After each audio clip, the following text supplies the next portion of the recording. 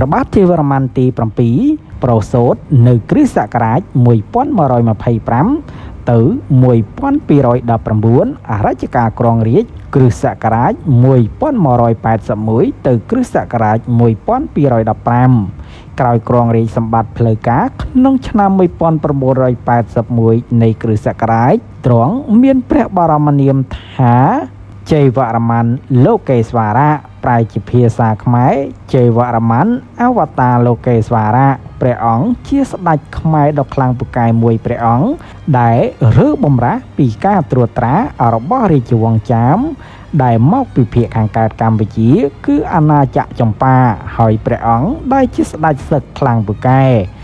ដែលត្រួតត្រាអាស៊ីអាគ្នេយ៍ដីគោកមួយភាគធំព្រះអង្គជាបុត្ររបស់ព្រះបាទធនិន្ទវរ្ម័នទី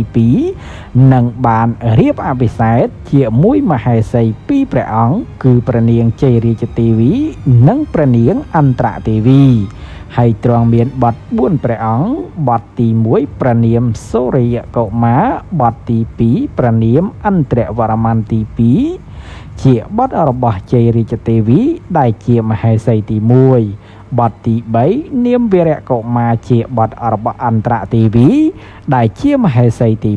2បុត្រទី4នាមស្រីសុមហាទេវីជាបុត្ររបស់ស្នំឯកហើយបុត្រដែលឡើងសោយរាជ្យបន្តពីទ្រង់គឺព្រះបាទឥន្ទ្រវរ្ម័នទី2ដែលជាបុត្រទី2របស់ទ្រង់ការរំដោះក្រុងអង្គរពីពួកចាម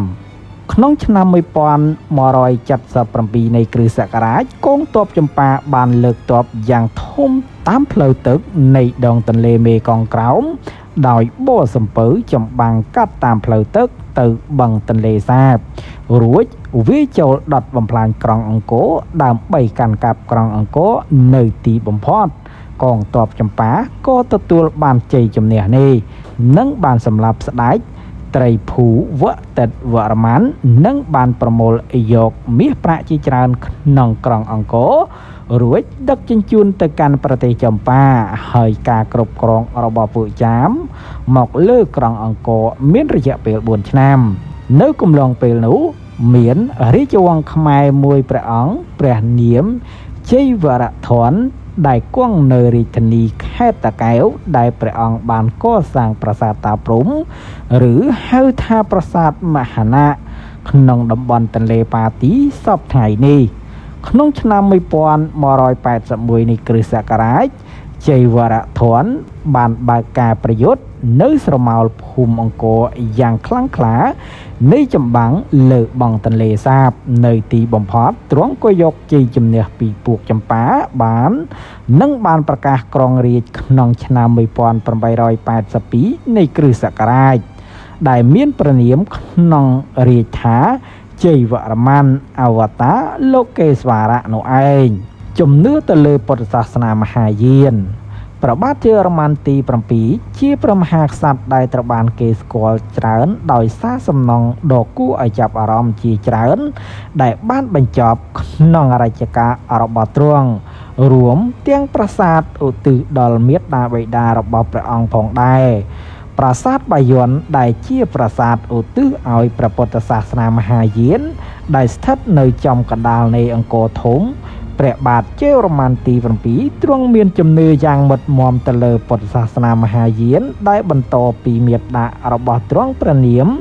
ធនិន្ទវរ្ម័នទី2ដែលនាំយកពុទ្ធសាសនាមហាយានយកមកគោរពបូជានៅកម្ពុជាពុទ្ធសាសនាមហាយានត្រូវបានចាត់ទុកថាជាសាសនារបស់ប្រជារាស្ត្រប៉ុន្តែទោះជាយ៉ាងណាក៏ដោយក៏ព្រះអង្គមិនបោះបង់ចោលនៅព្រហ្មញ្ញសាសនាផងដែរដោយរក្សានៅរឿងព្រេងទេវកថាហិណ្ឌូជាច្រើននៅតាមចម្លាក់នៃជញ្ជាំងប្រាសាទជាប់ជានិច្ចដែលទុកជាមរតករបស់ដូនតាហើយប្រាសាទដែលទ្រង់បានកសាងឧទ្ទិសជូនមេត្តាបិតារបស់ព្រះអង្គផងដែរនោះគឺប្រាសាទតាព្រហ្មនឹងឯងការវាយដណ្ដើមយកចម្ប៉ានៅក្នុងឆ្នាំ1190នៃគ្រិស្តសករាជស្ដេចចាមព្រះនាម ជ័យអន្តរវរ្ម័នទី4បានលើកទ័ពមកវាយអាណាចក្រខ្មែរម្ដងទៀតការលុកលុយអាណាចក្រខ្មែរមានរយៈពេល1ឆ្នាំរហូតដល់ព្រះបាទជេរម៉ាន់ទី7បង្ក្រាបការលុកលុយរបស់ពួកចាមបានទាំងស្រុងនៅក្នុងឆ្នាំ1191នៃគ្រិស្តសករាជយោងតាមសិលាចារឹកនៅប៉ោនគរញាត្រាងបានសរសេរទុកថាព្រះបាទជេរម៉ាន់ទី7វាយកបានរាជធានីនៃប្រទេសចម្ប៉ាដោយទ្រង់បញ្ជាឲ្យវិជានន្តៈវាយចូលរាជធានីវិជ័យ